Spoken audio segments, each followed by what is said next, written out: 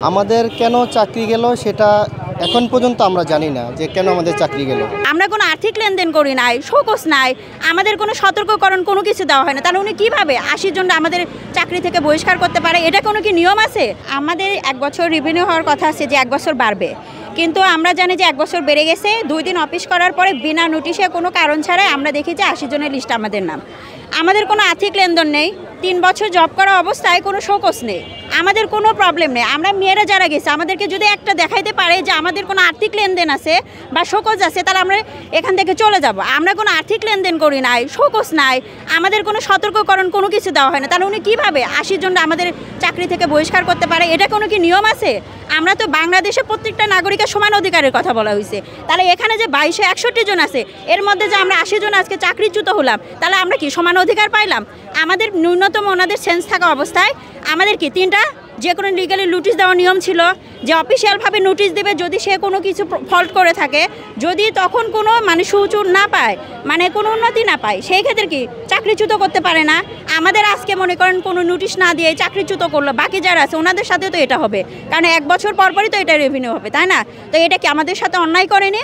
আমরা ভাই চাকরি চাই, কারণ এই যে আমি একজন স্টুডেন্ট, আমি যখন বাইরে চাকরিতে যাব, অ্যাপ্লাই করব, আমাকে কি দুর্নীতির ট্যাগ লাগায়? মানুষ বুঝবে না যে আমি পড়াশোনা করছি বা অন্য কোনো প্রবলেম আমার চাকরিটা গেছে, প্রথমেই বলবে দুর্নীতি। তাহলে কি আমি যখন সরকারি চাকরিতে যাব আমার কি প্রথম ফেস করতে হবে? যে আমি কোনো দুর্নীতি করছি একটা কর্পোরেট অফিসে? তাহলে আমাদের প্রত্যেকটা মেয়েদের এই প্রবলেমটা আছে, মেয়েদের আছে, ছেলেদের আছে। আমরা সমাজের কাছে নিজেদের পরিবারের কাছে মুখ দেখাতে পারতেছে না, তাহলে কি আমাদের সুইসাইড করার ছাড়া তো উপায় নেই।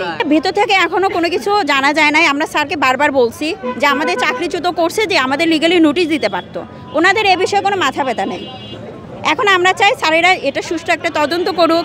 আমাদের যদি আর্থিক কোনো লেনদেন থেকে থাকে, তাদের নির্দিষ্ট কোন কারণে চাকরি গেছি সেটা বলুক। আমাদের দুর্নীতির সাথে জড়িত থাকলে তারপর আমাদের সেটা ইন্ডিকেট করে আমাদেরকে ছাঁটাই করুক। সবাইকে তো একভাবে এক কাতারে সমানভাবে এটা করতে পারে না, কারণ আমি নিজেও দুর্নীতিবাজ না। আমি দুর্নীতিবাজ ট্যাগ লাগাই আমি এই সমাজে ঘুরতে চাই না। আমার সুষ্ঠু সমাজ আছে, সুষ্ঠু পরিবার আছে, আর আমি একটা মেয়ে, আমার সমাজে মাথা উঁচু করে বাঁচার অধিকার আছে।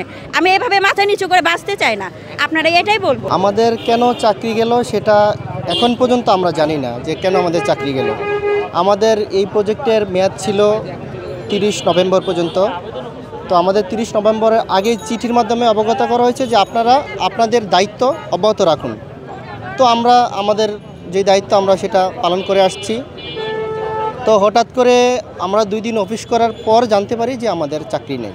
আমরা অফিসে গিয়ে একটা চিঠি দেখি যে আমাদেরকে নবায়ন করা হয় নাই। কেন নবায়ন করা হয় নাই সেটারও কোনো কারণ আমরা এখন পর্যন্ত জানি না। তো এখানে যারা আছি আমরা মোটামুটি আমাদের এজ শেষ অন্যান্য চাকরিতে জয়েন করার বা আবেদন করার। এই জন্য আমাদের ভবিষ্যৎটা এখন অনিশ্চিত হয়ে পড়ছে। আমাদের সবারই ফ্যামিলি আছে, সবাই আমরা মোটামুটি ম্যাচিউরড, এখানে 31-32 বছরের বয়সের। এখন অন্য কর্মে যে আমরা ফিরে যাব এই ধরনের সুযোগও আমাদের নেই। তো কেন আমাদেরকে ছাঁটাই করা হলো কোনো পূর্ব নোটিশ ছাড়া? আমরা যদি কোনো অন্যায় করে থাকি নিয়ম অনুসারে আমাদের পূর্বে জানানো উচিত বা আমাদেরকে অবগত করা উচিত যে আমাদের এই অপরাধ বা আমরা অদক্ষ বা আমরা যোগ্য না, সেজন্য আমাদেরকে ছাঁটাই করা হয়েছে। কিন্তু আমরা পূর্বে এরকম কোনো নির্দেশনা পাইনি। তাই আমরা আপনাদের মাধ্যমে কর্তৃপক্ষকে জানাতে চাই যে আমাদের যেন পুনরায় বিবেচনা করে তারা আবার চাকরিতে বহাল রাখে। এখন আমাদের করণীয় হচ্ছে যতদিন পর্যন্ত আমাদের একটা চূড়ান্ত সিদ্ধান্ত কর্তৃপক্ষ না দিবে আমরা এখানেই অবস্থান করব।